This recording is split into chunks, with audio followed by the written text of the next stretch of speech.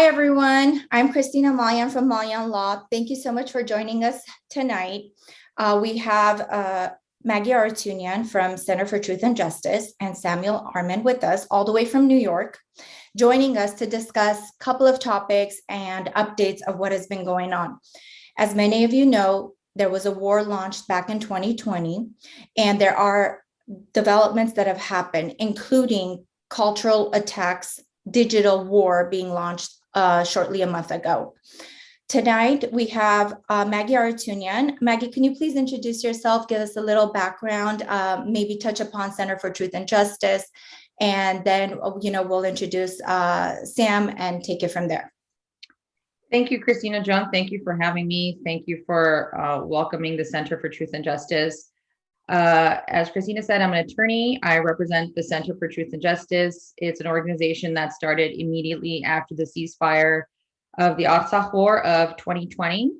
And we decided that for far too long, Armenia had been in a lot of turmoil and a lot of human rights violations had been committed upon us for far too long. And we don't have anything substantiating that. So we started to collect evidence. We set up 2 law clinics, one in Armenia and one in Artsakh. And the law clinics are comprised of law students from different universities, including the University of Artsakh. And lawyers here are able to help them conduct interviews. They basically find victims of human rights violations, victims of the war, and they take down their interviews. We compile those interviews in a database, and essentially those interviews and the evidence that we've gathered will be used in international criminal court, in congressional hearings, and in history books. Essentially, we want to have a house for it years down the line in an educational institution in Armenia. Think Shoah Foundation at USC. So in addition to that, we've been involved in other advocacy avenues, but the goal of the center, the main purpose of the center is it's an educational institution helping out law students in Armenia. We transfer our skills to them, we capacity build, and we gather evidence. Very nice, Maggie. And before we move on and get into the details of it, and before Sam comes on, I just want to make sure whoever's watching this, if you can, please share this video to your feed, to any of the groups that you belong, and put a little blurb as to why this is important and why we need to be part of this program. One thing I want to mention is this is not just an Armenian issue. This is a mankind human rights issue, and we are trying to preserve culture and history. With that said, we are also going to get into do petitions work, and I think that's going to be a very important part because we all question whether or not signing petitions work. So Maggie, let me turn to Sam. Sam, can you please, Samuel Arman, can you please give us a little introduction about yourself and we can start tonight's program? Sure. Well, first, thank you for having me, and thank you to the CFTJ, absolutely, for all that they're doing. So my name is Samuel Arman. I'm a teacher. I am connected to the Children of Armenia Fund, which is an organization, a 501c3 NGO, started about 18 years ago, that works to benefit Armenia, specifically in the rural villages, with a variety of programs. And for the last 2 years, there's been a call for, personally, there's been a call for advocacy. So everything from raising awareness for the actual war, raising awareness for what happened in Tavush in July 2020, to POW, to Azerbaijan holding POWs illegally, 50 days post-war, 100 days post-war, 400 days post-war. So these are the things that have been occupying my time, at the time of many people that I'm around, and I'm feel a sense of constant purpose and a sort of organic obligation to do anything I can to help justice prevail as much as it as much as we can help it do so.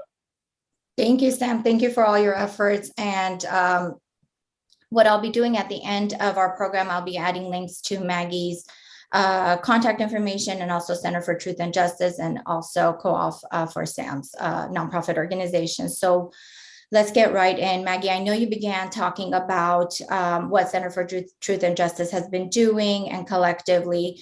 When abouts did it start?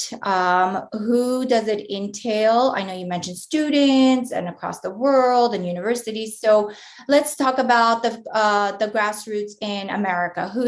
How did it start? Where did this program come from? First of all, there are about 25 attorneys in the United States. It started from a small group of them who felt like there's a need to preserve our evidence. For a very long time, our strife was only known by us. We don't have a lot of collected evidence from the genocide. We don't have a lot of collected evidence from the Sumgait pogroms, from the Baku massacres. We all know what happened to us, but we don't have evidence that is based on international evidentiary standards. Christina, John, you know what that means. It means that it has to be evidence that's permissible. It's gathered in a certain way. It's stored in a certain way, and it has to be admissible through in a very technical way. Right. Maggie, we're talking about the International Court of Justice, right? Which is has its own laws, its own conventions, its own justice rules and regulations. So it's quite different than what we're used to, in the States, from California to New York.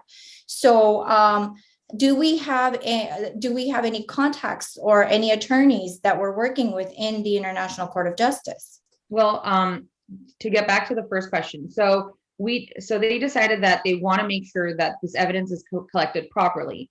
And we live in a time of a pandemic. We can't really see each other. So we use the digital mechanism to our benefit. So we started reaching out to universities in Armenia, law students in Armenia, and we got them to, have a program where we teach them how to collect the evidence that we're looking for. So as you mentioned, the International Court of Justice, the evidence we collect is not just for the International Court of Justice, which for anyone who doesn't know, that's the highest judicial body at the UN. It's also to use in documentaries, in films, in congressional hearings, and other criminal court proceedings. So that's what we started to do. But along the way, we realized that there are avenues that we can not only use this evidence, but we can help with other factors as well, which we're going to come to the petition. But to answer your question, the International Court of Justice, it's the judicial body of the UN. And yes, we do. We were actually in the proceedings of Armenia v. Azerbaijan earlier last year. We were quoted. And the reason we were quoted is because we have testimonials from repatriated POWs. And we were able to present that to the attorneys who are representing Armenia at the ICJ, and they actually quoted the fact that POWs are being mistreated, their human rights are being violated. And on December 7th, the International Court of Justice came back with its provisional ruling. And if you'd like, I could go into what the ruling essentially says. Right. So we're gonna get there. So your efforts have been from here, gathering from here all the way to Armenia and Artsakh, even gathering the information, presenting it to the international body of justice. And let's get right into the December 7 order. Let's talk about generally what this order covered, and then let's go into why whatever happened on December 23rd by Azerbaijan making a request to Google, it may be a potential violation of that order. Yes. So the order came back. First of all, the fact that Armenia as a country is able to sue another country and prevail is a very big deal. Other countries have tried very recently and they've failed. So there are essentially three provisional measures that Azerbaijan has to adhere to. The first one is that they have to treat our POWs humanely. So the Armenian POWs that are still in Azerbaijani captivity, they cannot have their human rights violated. Okay. The second one is that they cannot have on a state-sponsored level, that means officials and, governing people, they cannot have them engage in Armenophobia, which we know Azerbaijan is big on that. And the third one is that Azerbaijan cannot engage in cultural erasure, Armenian cultural erasure. Those are the three provisional measures at the ICJ.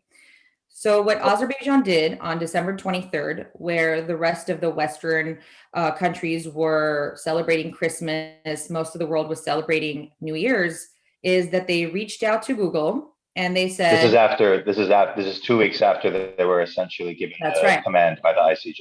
So this December is in 7th, essence a retaliation. ICJ, yeah, December 7th. And it's a multi-level violation of number 2 and number 3 almost. Right. Yeah. So December 7th, ICJ ruling comes out. December 23rd, they reach out to Google and they say they ask to either add or change the name of 4,589 cities, landmarks, cultural sites.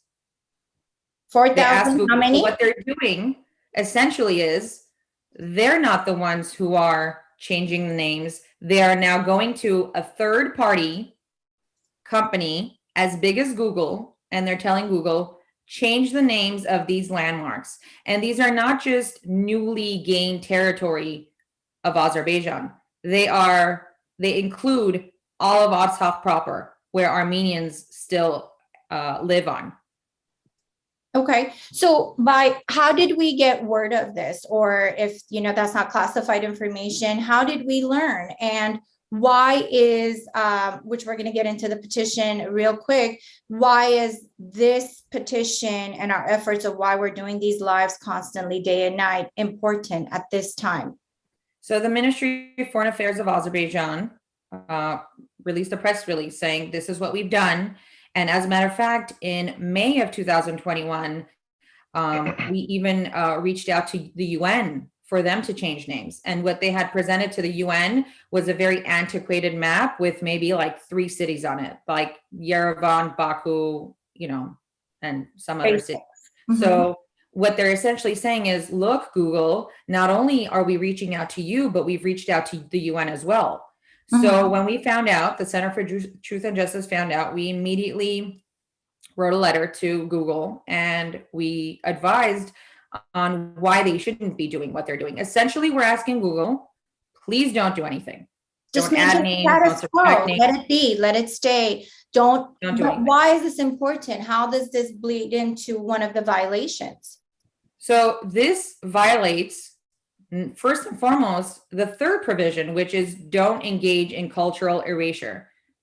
So this is what they're doing. They're asking Google to erase centuries old Armenian names, Armenian landmarks from the map of Google, just Google. But the importance of that is if Google goes ahead and acquiesces and does so, what makes you think Apple won't do it? What makes you think Yahoo won't do it? Right? So yeah, I mean, where do we all go? We all go to Google. We Google it, right? Correct. But that's where and Google would then be violating the ICJ. Right. So they're using Google as an instrument of their violation. Okay. And then they're just going to throw their hands up and say, oh, Google did it, right? So they're not going to take any part of it. Then they have more ethos in doing so. They have more credibility having. Right. And they try to have that fake ethos by saying, we've already submitted it to the UN. They're telling Google, we've already submitted this to the UN. So what? You can submit anything you want to the UN. Done right now, right? Google and its affiliates have not changed anything. There's no immediate shift as of right now, right? No, they haven't done anything. So in addition to the letter that the Center for Truth and Justice wrote, we also started this petition. And I have to thank you wonderful people, Sam and Christina and so many others on Instagram for helping us propel this petition forward. So the petition is on change.org and we're asking Google to essentially not do anything. Don't change the name. Don't agree to changing the name. Just don't do anything. Which is kind of alarming and very nice to know because typically we've always been on the defense and we've always played D, right? And but this time around, it felt, and what grabbed my attention, because as you both know, but the audience may not, I'm not part of Center for Truth and Justice, but their works really captivated, their activity and the fact that they took immediate approach. I felt like we were taking preventative measures, and to me, that was the type of force and type of efforts we need as a community as a whole to not do damage control, but prevent the damage from happening. And before you continue, we have a question that came in and I want to address it so that, but don't forget your thoughts. So we have one of the viewers asking, does Google need to follow through Azerbaijan's request for this to become a violation? Or is it automatically a violation by sending that letter to Google? Great question. Well, the violation falls on Azerbaijan, right? They are violating by asking, but Google doesn't, if Google doesn't do anything, Google's not violating anything. Right, but so the ICJ order covers everyone? Does the ICJ order covers Azerbaijan? Apple, it covers Yahoo, like, or does it only cover the two participants? It covers Azerbaijan only. So okay, but if the whole act of Azerbaijan asking Google is a violation. And okay. Google would be the instrument of the violation. Correct. Okay, so we can bring Google in potentially in ICJ. You and I are not international law experts. Right. We'll leave that to the attorneys who are representing Armenia. It's a great question, and I urge people, the viewers, please ask us questions in the comment section. I will then ask the question to our speakers, and we will brainstorm together and come up with answers. But with this said, we'll get into the repercussions of the violation. So preventative measures. The Center for Truth and Justice drafts a letter, a formal correspondence, sends it to Google and its affiliates, and asks Google to essentially just don't do anything. And I'm assuming that letter, is it public? Can it be seen, or where do we have any access to it? I don't know if it's public or not. I think it's public if you sign a confidentiality agreement. But everyone knows we've written it. It's very detailed. It talks about the history of Artsakh. It gives a lot of examples. It's got a lot of exhibits. So, it's a very thorough letter. Right. And another one actually followed that as well. And then once you did the letter, we saw this petition go live, and it's actually had a tremendous effect, which we're going to get into. So I want to talk about the petition. Why did we start the petition? What is the petition? So Sam, maybe if you can take us there. What is this petition? And by the way, everyone, I have the link up on the live. So you can just click on the petition and read it for yourself. It's in Russian, French, and English. So we've tried to cover all bases and more. We will cover more languages. And it takes 2 seconds to sign the petition. So please, if we can get the 53,000 marker of signers to move from tonight's live, we've done a small part towards our mission. So Sam, petitions. So I think we know what essentially the petition is. It's more about what the platform is. So the petition is essentially so the populace understands what is happening, because as you said, we're at this time not really playing defense. We're not suddenly being surprise attacked. Change.org is not only a large platform, but a precise platform. It is a platform that is specifically rooted in creating, obviously, a difference. It is populated by approximately 400 million users.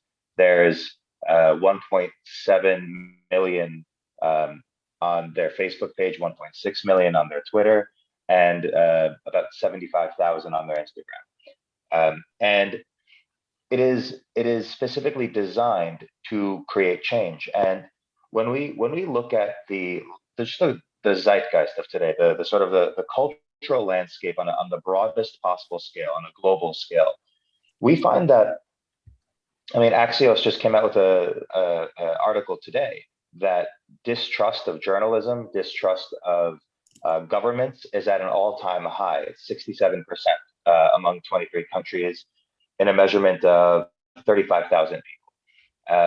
This is something that is extremely important because people are no longer just going to a single news channel for what is genuinely happening in the world. And the opportunity that's in front of us is to take this, to use this platform, which it is specifically designed to create this kind of change, that's the name, and to let them know what is occurring on our side of the world.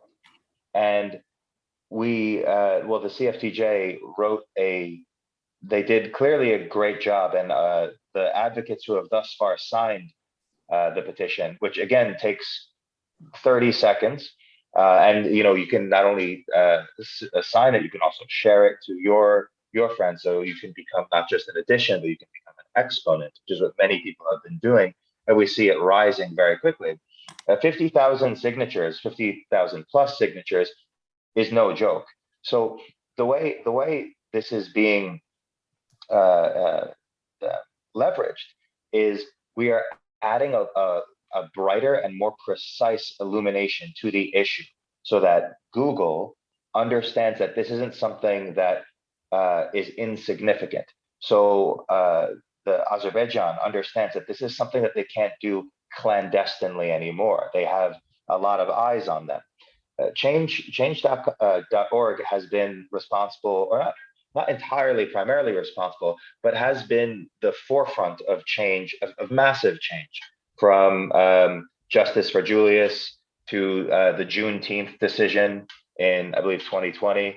And these were not things that went from one signature to a million signatures overnight. These were things that would snowball, they would exponentially rise. Mm-hmm. And this is what we're really fighting for, because the broader scale of this is that, one, you have a great media distrust. I will say institutional distrust. The second thing is, there in response, there's a rise of these particular platforms where people are looking more to these independent journalists, to advocacy platforms, for what is genuinely happening and what is of the greatest concern.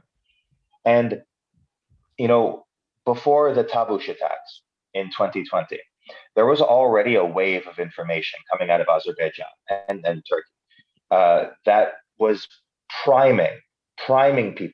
So when they saw the news of Azerbaijan, they saw the news of Armenia, they were already deluded. They already saw things from a misaligned angle.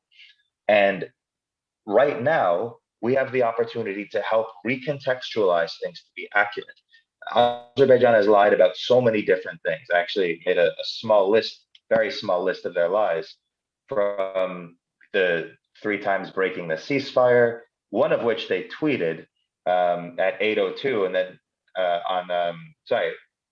8:05, 8:02 a.m., and had to delete the tweet because they didn't break the ceasefire yet, and then broke the ceasefire 3 minutes after, and then 15 minutes later reposted that same tweet. So it looked genuine. So it looked like it could potentially be accurate. They lied about Turkish involvement, Turkish special forces. They lied about the Syrian terrorists, the beheading, the POWs. They lied about a vast wave of everything. And now they're trying to lie regarding who is there, what is there, the multi-thousand-year Armenian history that's there. They're trying to wipe that away.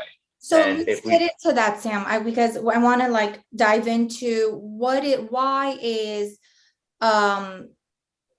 it very important for Google not to do anything and to maintain the status quo. So there are arguments, and let me see if we have any questions coming in, but there are arguments that, was internationally it's recognized as Azerbaijan in places, but throughout these number of years and decades and centuries, they have Armenian names, and we still have some Armenian names in Western Armenia. So why is this important for Google not to do anything?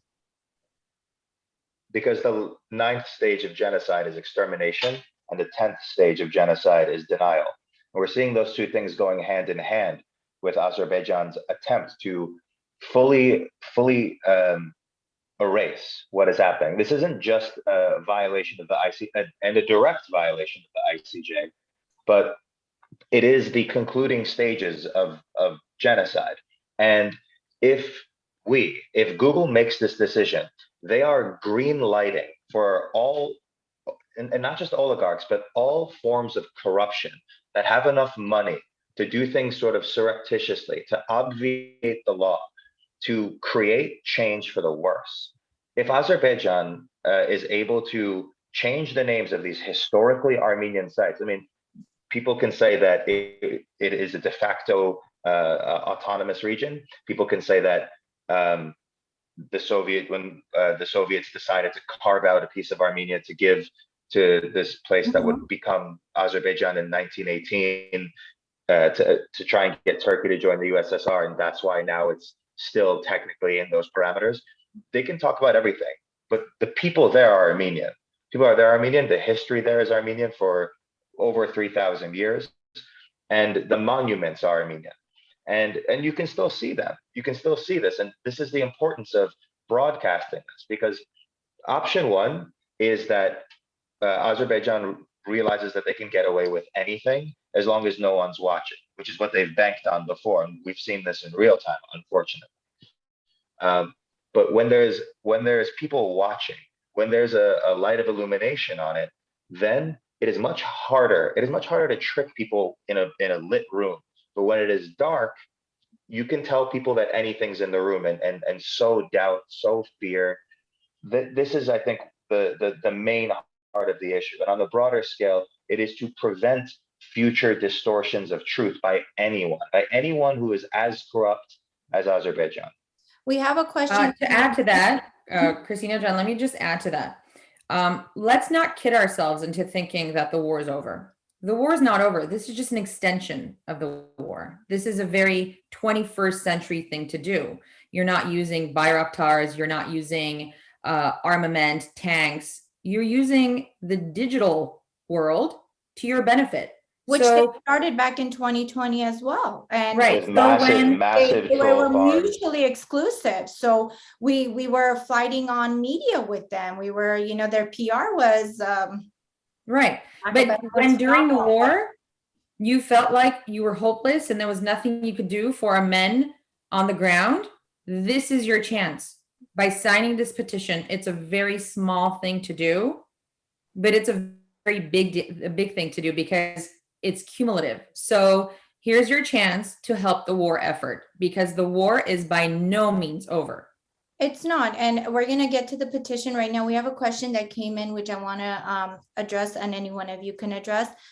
Are there efforts to contact churches in the Bible Belt to encourage parishioners to sign the petition?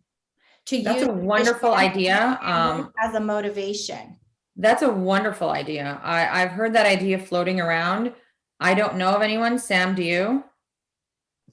No. I think our church should do that. I think perhaps some of our viewers might potentially have contacts. It would definitely not be a bad idea to be able to expose what is happening, because it's churches, it's in English, cross stones that are being desecrated. I won't be saying anything graphic, but when they're desecrating what is essentially a Christian style grave monument, that's something that I think everyone should be alarmed by, no matter your religion. Whether we do it to them or they do it to us, it goes across. Anyone does it to anyone. It's right. Absolutely. Yeah, it's a place of worship. We just saw what they did to a synagogue. This is essentially the same thing. They are desecrating a Christian place of worship. So I know we're talking about this petition. There's this petition. I don't have the live update. I'm trying to refresh it, but it's around 53,000. I think it's like 53,500.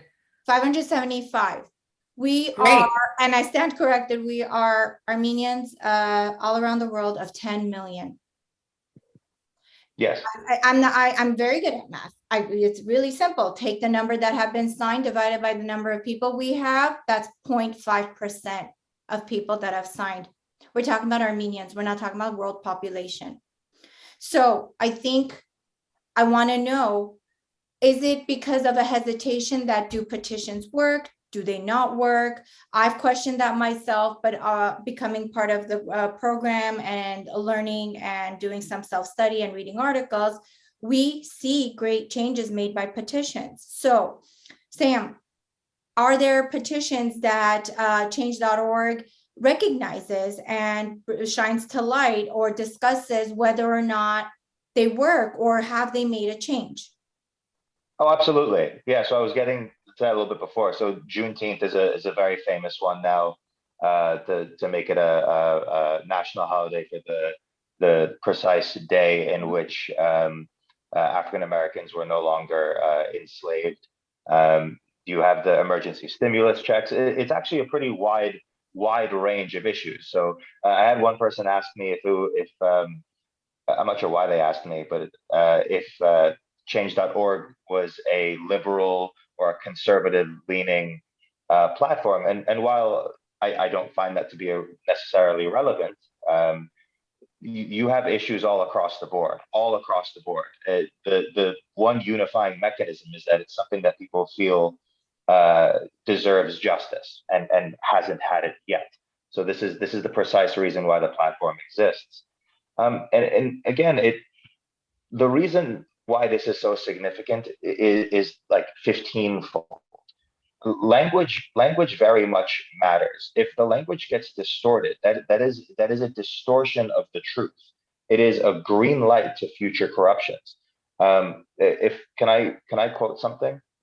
Sure, platform's yours. So this is from a 2021 book that came out called Armenophobia, which is a document that basically an expose about all the institutionalized popular cases of hatred towards Armenians within Azerbaijan. They also went on record saying that if they covered everything they found, they would need a 10-volume encyclopedia.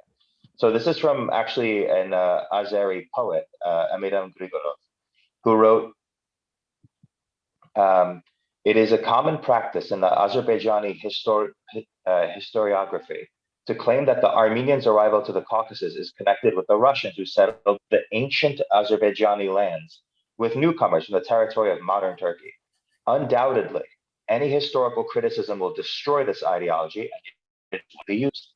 In the Azerbaijani schools, for example, mythological information about the Turkic Azerbaijanis' multi-thousand-year-long history in the Caucasus is taught during the classes of history. Naive materials and conglomerations of made-up theories, what is recognized as folk history, are implemented. The pogroms of the Armenians in Sumgait, however, are not normally remembered in Azerbaijan.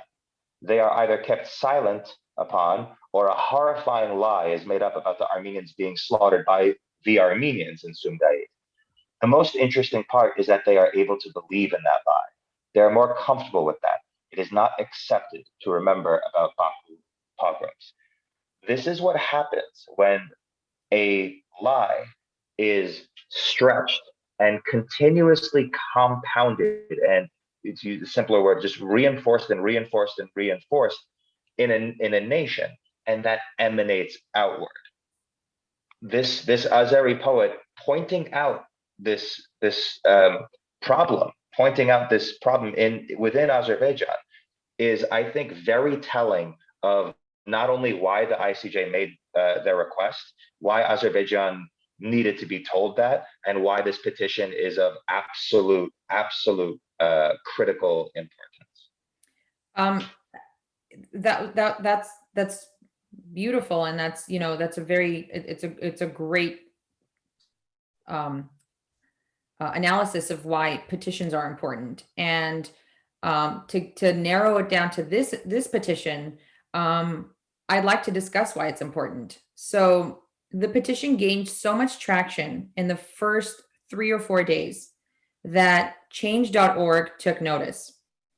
Wait, they had seen that Search Tonkan had the actual entity, yes. change.org? Okay. Change.org took notice.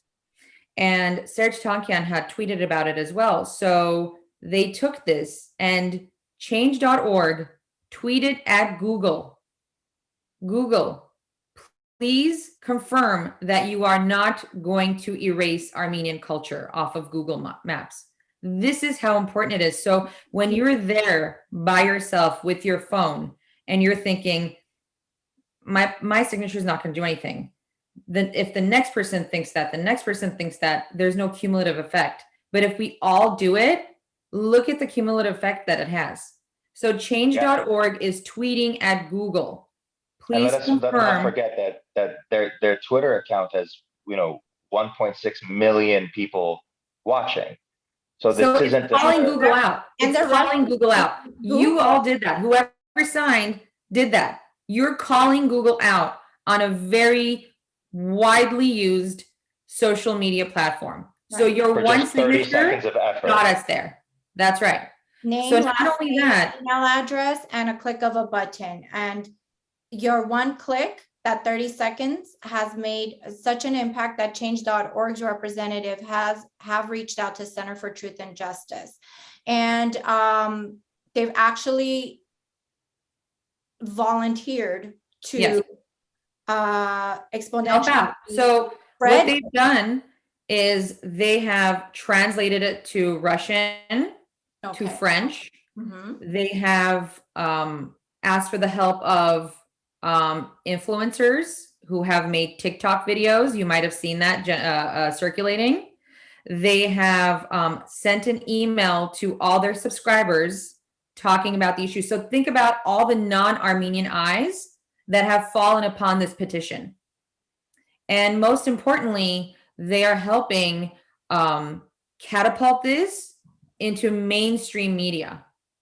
So your one signature gets you all of these things.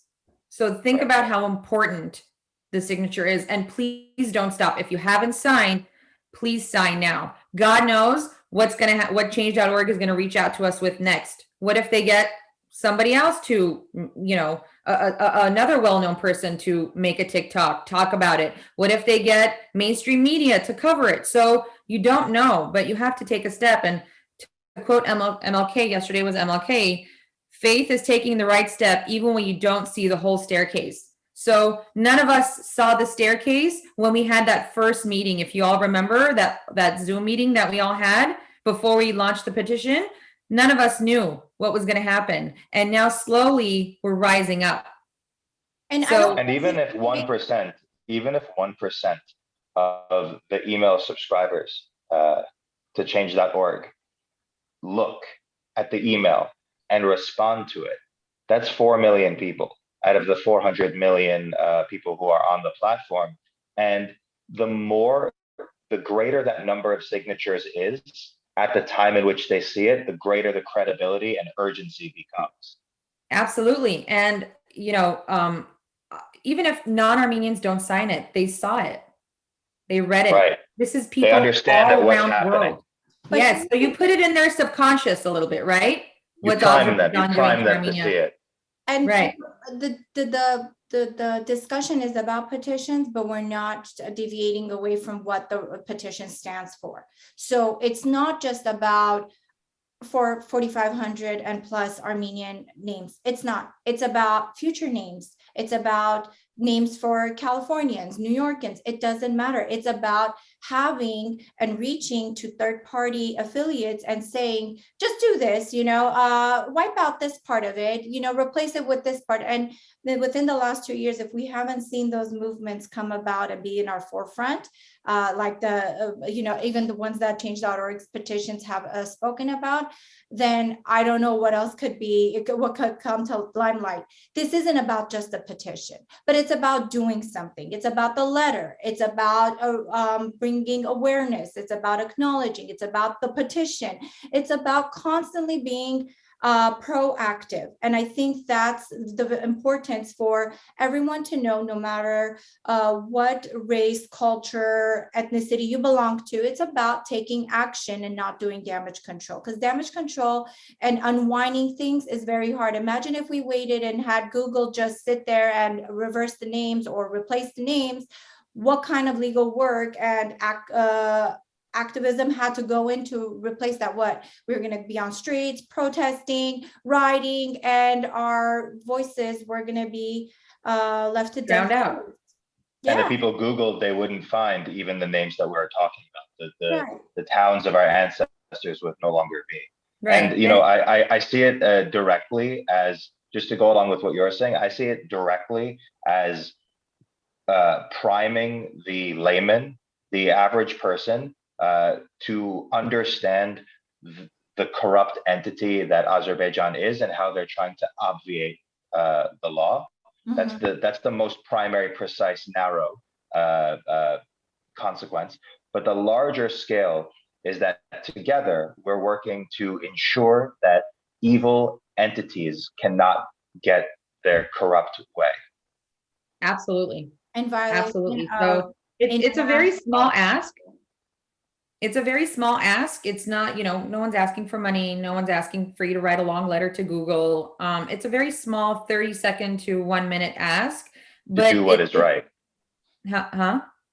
It's a small ask to do what is right. To do what is something that right, is but at genuinely the same right. time, to bring about some unity among us Armenians. We haven't been united for a long time after the war. We all kind of just, we were all deflated, and it's good to have a victory on a matter that's this big. So, and together we're making a little bit of, we're taking a step towards victory, but imagine how much we could propel it forward if we all just take the time, sign it, share it, you know, get it to the forefront of people's minds, put it in people's subconscious. The sky's the limit for us. And you're right, Christina, we don't want to be an after the fact type of country again. We want to be the type where we're getting in front of it, we're nipping in the bud, boom, we're going to the next issue.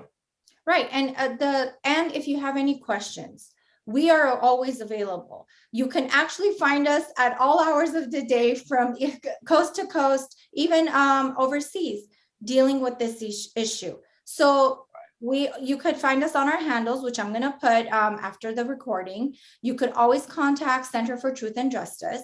If we don't have answers, we will get you answers. I mean, at the end of the day, the organization is composed of attorneys. So our job is to put the truth. Our job is to bring justice. Right out the day after MLK, which stands for it.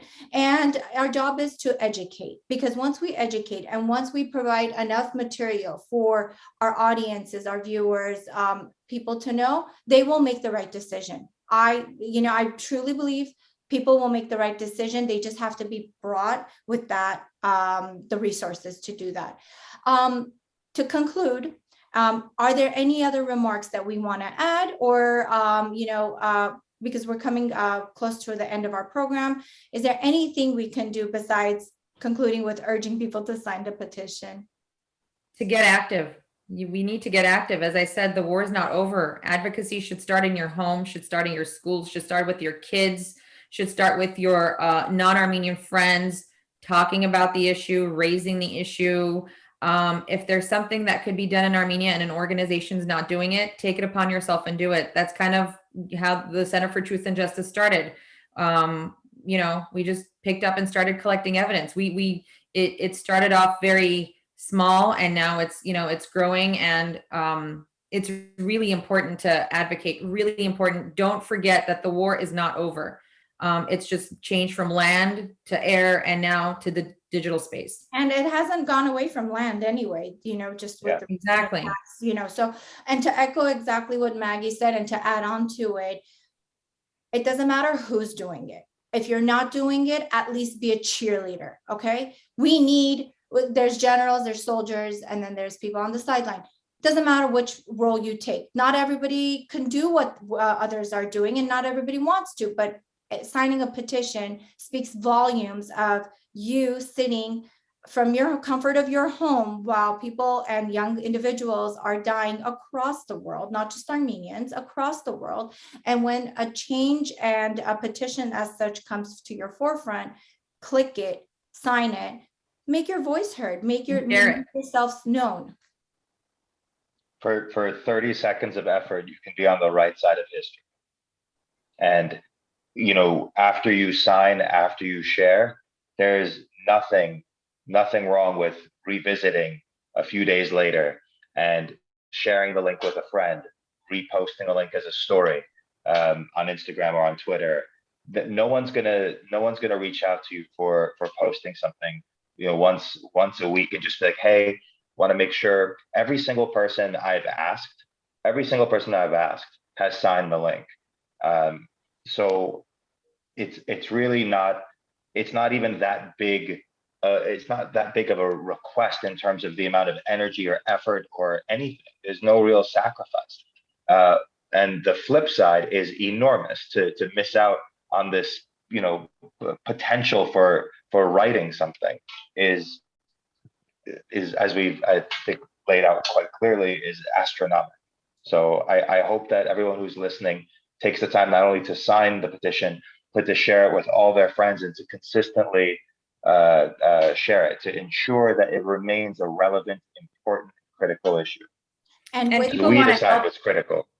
People want to help people who help themselves, right? So by you signing, by each person signing, change.org sees that, they take notice, and their PR team, who has been wonderful, who has reached out so many times, they're always available by email. They've given us so many resources.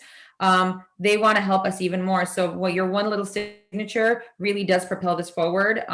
So it's 30 seconds, literally, probably less, especially if you're logged in already. Doesn't take much, but it does big. And in relation to change.org's, volunteerness and retweet, there was a question that came in and it said, would it be appropriate to send a letter to them highlighting their tweet and thanking them, or actually acknowledging them, might create more of a buzz. That's a great idea. Repost their tweet. Yeah. But we be in touch with them. They have Arsine from Center for Truth and Justice is responding to the question. So have we thanked them, or have we acknowledged the fact that we're Armenians, right? We're a minority at the end of the day, very small, but we've got the attention of change.org. Yeah, we've thanked them immensely. We've helped facilitate anytime they have questions. We jump on it, we answer it, we facilitate the process, and they have really been wonderful. I'll post on my Facebook the exact link for and on my Instagram the link to get to where change.org tweeted to Google. That way people can go directly to it, show love to it, retweet it. Let them know that it's significant.